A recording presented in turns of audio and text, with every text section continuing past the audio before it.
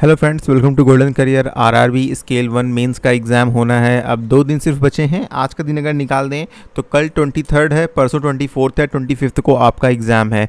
क्या करना है लास्ट के मोमेंट में, या और क्या मैंने किया था इसके बारे में मैं आपको बताऊंगा अपनी इस वीडियो में। देखिए, पहली चीज़, उम्मीद करता हूँ आपने कंप्यूटर मैंने जितना भी पढ़ाया है और जो बुक दी हैं वो आपने अच्छे से पढ़ ली होंगी। अब लास्ट मिनट पे क्या करना है, आप कंप्यूटर्स के अगर आपने, अच्छा पहले क्या नहीं करना, मैं आपको दो चीज़ बता दूं।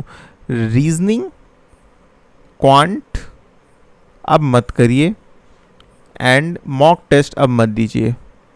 मॉक टेस्ट ना देने का रीज़न ये है, 2 दिन आपके एग्ज़ाम के बचे हैं। सपोज़ आपने मॉक टेस्ट दिया, आपके नंबर बहुत कम आए, आप डिमोटिवेट हो जाएंगे, परेशान हो जाएंगे कि मुझे कुछ नहीं आता है, और इसका बहुत ही नेगेटिव इम्पैक्ट पड़ेगा आपके एग्ज़ाम पे।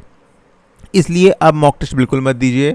जो है सो है, जितना आपने मेहनत करनी थी, अपना डेडिकेशन जितना था वो आपने दिया, एंड होपफुली आपकी प्रिपरेशन बहुत अच्छे से हो गई होगी। तो इन चीज़ों को स्ट्रिक्टली अवॉइड करिए।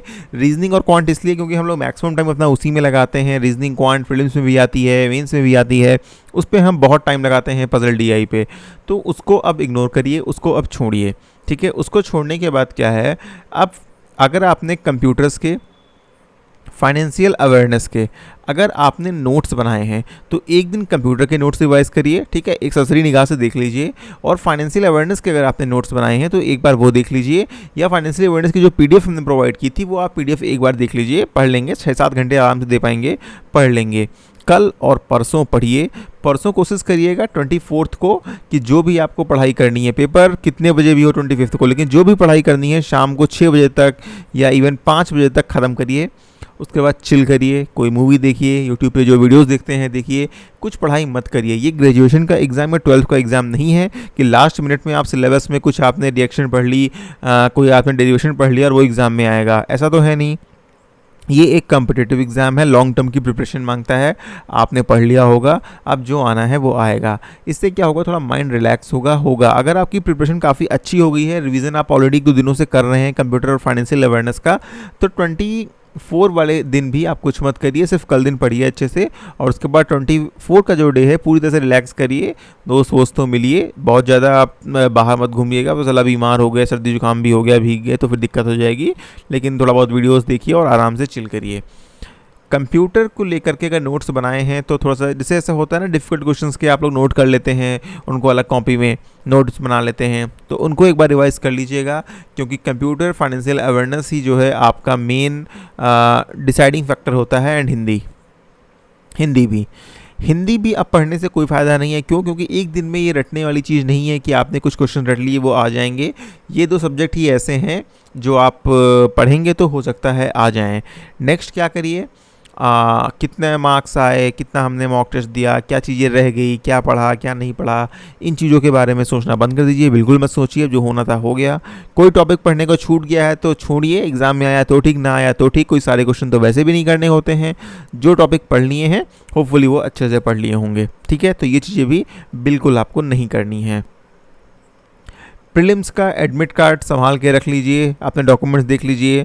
और जो मेंस का एडमिट कार्ड है भूल मत जाना, उसका प्रिंट आउट निकलवा लीजिए, 1-2 दिन पहले ही निकलवा लीजिएगा। ऐसा ना हो लास्ट मोमेंट के लिए वो भी आप छोड़ दो। तो प्रीलिम्स का आपका जो एडमिट कार्ड है जो ले जाना है वो, जो मेंस का है वो, आपके जो आधार कार्ड आईडी वाईडी है, पैन कार्ड, आधार कार्ड जो भी है, उसको एक जगह पर रख लीजिए। एंड अगर आपका सेंटर एग्जामिनेशन का दूर है तो मैं बोलूँगा, मतलब जैसे 150-200 किलोमीटर है, 50-60 किलोमीटर है तो ठीक है, इट्स ओके। लेकिन अगर 150-200 किलोमीटर आपका सेंटर है तो 24 की रात तक आप वहाँ पहुँच जाइए। लेट नाइट जर्नी अवॉइड करिए, ओवरनाइट जर्नी ट्रेन में अवॉइड करिए। ठीक है, क्योंकि ट्रेन लेट हो गई, कुछ हो गया यार, कुछ भी पता नहीं होता है। क्या पता आपकी प्रिपरेशन बहुत अच्छी हो और ज़रा सा ट्रेन लेट होने की वजह से, बस लेट होने की वजह से, ट्रैफिक में फंसने की वजह से आपके एग्ज़ाम में दिक्कत हो जाए। मे बी आप टाइम पे पहुंच भी जाएं, लेकिन जो माइंड में टेंशन आएगा उसकी वजह से आप एग्ज़ाम अच्छे से नहीं दे पाएंगे। इसलिए अपनी ट्रिप इस तरह प्लान करिए कि 24 को आप पहुंच जाएं, दिन में शाम तक पहुंच जाएं। लेकिन आप कोशिश करिए 24 को 6 बजे तक आप जो है अपने डेस्टिनेशन पे पहुंच जाएं। होटल लीजिए, किसी के घर रुक रहे हैं, दोस्त के घर रुक रहे हैं, उसके वहाँ रुकिए। कुछ पढ़ाई का सामान लेके मत जाइएगा, लास्ट मिनट पढ़ाई से कोई फ़ायदा नहीं है।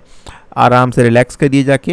एंड अगर आपका पेपर 25 को 1 बजे से वाली शिफ्ट में है, जो 1 बजे से हो, जिसमें रिपोर्टिंग होता है, एंड आपका जो डेस्टिनेशन है वो 40 किलोमीटर 50 किलोमीटर है, तो कोशिश करिएगा अगर नोन नहीं है तो 23 या 24 में किसी दिन टाइम निकाल के जाके बाइक से या जैसे भी एक बार जाके अपना सेंटर देख लीजिएगा।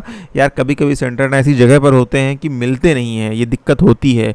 ठीक है, बहुत से लोग जानते भी नहीं है कि सेंटर कहाँ पर है, इसलिए अगर 40-50 किलोमीटर की दूरी पे ही है तो एक बार जाके भैया देख लीजिए। कुछ थोड़ा खर्चा आएगा, 100-200 रुपये का, उतना चलता है, लेकिन उससे फ़ायदा ये होगा 25 को आप ऑन टाइम पहुंच पाएंगे। आप बिल्कुल भी उसमें लास्ट मोमेंट पे ऐसा होता है ना, जब आप 12:30 बज रहे होते हैं, ठीक है, आप पहुँचे टाइम से, आप 12:30 बजे सेंटर के आसपास पहुँच गए, लेकिन वहाँ पे सेंटर आपको नहीं मिल रहा है, 12:30 हुआ, 12:40 हुआ, 12:45 हुआ, 12:50 हुआ, सेंटर नहीं मिला, तो इतना ज़्यादा आपको घबराहट होने लगेगी, फिर एग्ज़ाम वैसे भी आपका बेकार हो जाएगा।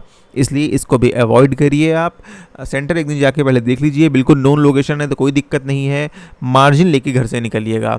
आप दूसरी सिटी में जाके होटल रह रहे हैं तो भी, और अगर आप अपनी सिटी में हैं, अपने ही शहर में आपका एग्ज़ाम है तो भी, दोनों के केस में आप मार्जिन लेके चलिएगा। कितनी देर की? कम से कम 1 से 1.5 घंटे की मार्जिन। ट्रैफिक में फंस जाए, कुछ हो जाए, अगर कोई ऐसी सिटी में है जहाँ पर ट्रैफिक बहुत ज़्यादा रहता है, भोपाल में पेपर है, इंदौर में पेपर है, या फिर चंडीगढ़ में तो ट्रैफिक नहीं रहता है, या आप सपोज कानपुर में पेपर है, लखनऊ में पेपर है जहाँ पर ट्रैफिक बहुत ज़्यादा रहता है, तो फिर आप थोड़ा और पहले निकलिए, अवॉइड करिए। और एकदम अगर नेक टू नेक लेके चलेंगे तो यार हमेशा आप जो है घबराहट में ही रहेंगे, फिर एग्ज़ाम आपका अच्छा नहीं होगा। बेसिकली आप इन चीज़ों का ध्यान रखिए, बढ़िया से पेपर दीजिए, एंड मेरी बात मानिए, अगर पिछले 1-1.5-2 महीनों में आपने मेहनत की है तो आपका सिलेक्शन हो जाएगा। आप पेपर देके आएंगे, उसके बाद इंटरव्यू क्लासेस ज्वाइन करेंगे, शानदार इंटरव्यू देंगे, और होपफुली आपका अगले साल एंड तक, सॉरी कह रहा हूँ, अगले साल की शुरुआत में या इस साल के एंड तक रिज़ल्ट आपका आ जाएगा और आप ऑफिसर बन चुके होंगे। मुझे पूरी उम्मीद है इस बात की, अगर आपने थोड़ी भी मेहनत की होगी, बिल्कुल भी परेशानी की बात नहीं है। कोशिश करिएगा, माइंड को रिलैक्स रखिए, एंड आपको ऑल द वेरी बेस्ट। और कंप्यूटर फाइनेंशियल अवेयरनेस एक बार रिवाइज कर लीजिए, इससे ज़्यादा कुछ मत करिएगा।